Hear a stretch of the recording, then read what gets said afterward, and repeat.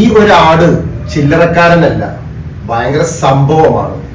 കാരണം നമ്മളെല്ലാവരും മുട്ടനാട് എന്ന് പറയുമ്പോൾ എന്താണ്, ആളുകളെ ആക്രമിക്കുന്ന അതല്ലെങ്കിൽ ഭയങ്കര ഗൗരവത്തോടു കൂടി നിൽക്കുന്ന ഒരു ആടിനെയാണ് നമ്മളെല്ലാവരും കാണാറ്. പക്ഷേ ഈ മുട്ടനാടിന്റെ ഒരു പ്രത്യേകതയുണ്ട്. ഈ മുട്ടനാട് നമുക്ക് വേണമെങ്കിൽ നല്ല പാൽ തരും. ഈ ഒരു ആടിന് വളരെയധികം പ്രത്യേകത ഉണ്ട്.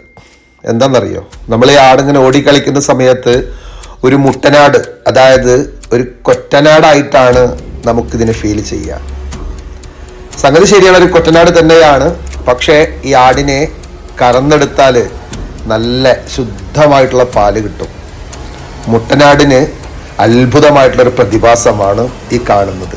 പെരുങ്കുഴി അമ്പുവിൻ്റെ വീട്ടിലാണ് ഇങ്ങനൊരു ആട് വളർന്നു വരുന്നത്. കണ്ടോ? ഈ ആട് ശരിക്കും ഒരു മുട്ടനാടാണ്. നമ്മൾ കൊറ്റനാട് എന്നൊക്കെ പറയാലോ. എന്നാൽ ഈ ആടിന് കറക്കാൻ പറ്റും. ഒരു ദിവസം 4 ഗ്ലാസോളം പാല് കിട്ടുമെന്നാ പറയുന്നത്. അദ്ദേഹം ഇതിനെ നമുക്ക് മുന്നിൽ കറന്ന് കാണിച്ചു തരുന്നുണ്ട്.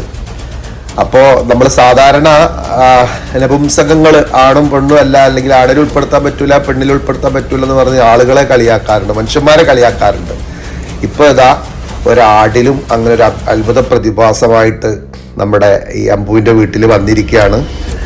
പെരുങ്കുഴിയാണ് ഇവരുടെ വീട്. 4 ഗ്ലാസോളം പാല് ദിവസം കറന്നെടുക്കാമെന്നാണ് പറയുന്നത്. സാധാരണ നമ്മൾ മുട്ടനാടിനെ കറക്കാറില്ലല്ലോ, കൊറ്റൻ എന്നൊക്കെ പറയാറില്ലേ. എന്നാൽ ആ മുട്ടനാടിനിതാ കറന്നെടുക്കുന്നു. നോക്കൂ, ഈ മുട്ടനാട് പാല് ചുരത്തുന്ന, അതിന് ശേഷം അതിനെ കറന്നെടുക്കുന്ന രംഗമാണിത്. എന്താണെങ്കിലും എല്ലാ പ്രതിഭാസങ്ങളും ലോകത്ത് നടക്കുന്നുണ്ട്. അത് മനുഷ്യരിൽ എന്ന പോലെ തന്നെ മൃഗങ്ങളിലും ഒക്കെ ഉണ്ട്.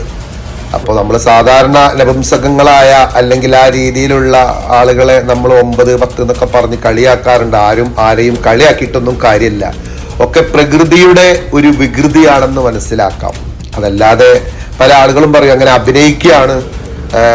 പിന്നെ ചില സമയത്തൊക്കെ ആളുകൾ പറയും പിന്നെ ആണുങ്ങൾ പെണ്ണുങ്ങളുടെ ഒരു വേഷത്തിൽ, അതായത് ആ ഒരു ഹോർമോൺ വ്യതിയാനമൊക്കെ വന്നിട്ട് അങ്ങനെ നടക്കുമ്പോൾ, അല്ലെങ്കിൽ പെണ്ണുങ്ങൾ ആണുങ്ങളുടെ ഒരു വേഷത്തിലൊക്കെ നടക്കുമ്പോൾ 2 കൊടുത്താൽ ശരിയാവുന്ന കേസാണ് ഇത്, വെറുതെ കൽപ്പിച്ചു കൂട്ടി കാട്ടിക്കൂട്ടുകയാണ്.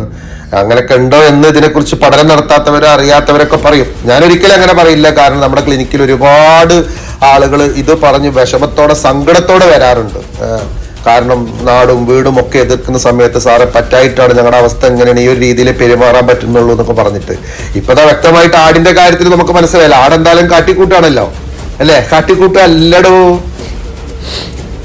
അപ്പൊ അത് നമ്മൾ മനസ്സിലാക്കുക. അത് മൃഗങ്ങളിലാണെങ്കിലും ജന്തുക്കളിലാണെങ്കിലും ഇങ്ങനെയുള്ള പ്രതിഭാസങ്ങളൊക്കെ ലോകത്ത് നടക്കുന്നുണ്ട്. അത് ആരും പരസ്പരം കാട്ടിക്കൂട്ടുന്നതോ അഭിനയിക്കുന്നതോ ഒന്നും അല്ല. ആ രീതിയിൽ അഭിനയിച്ച ആളുകളെ പറ്റിക്കുന്നവരൊക്കെ ഉണ്ടായിരിക്കും. എന്താണെങ്കിലും അങ്ങനെ ഒരു പ്രകൃതി ഉണ്ട്. അതിപ്പോ ഈ ആടിന്റെ കാര്യത്തിൽ വ്യക്തമാണ്. കറന്ന പാലാണ് ഇപ്പോൾ ഈ കാണിച്ചു തരുന്നത്. ഓക്കെ.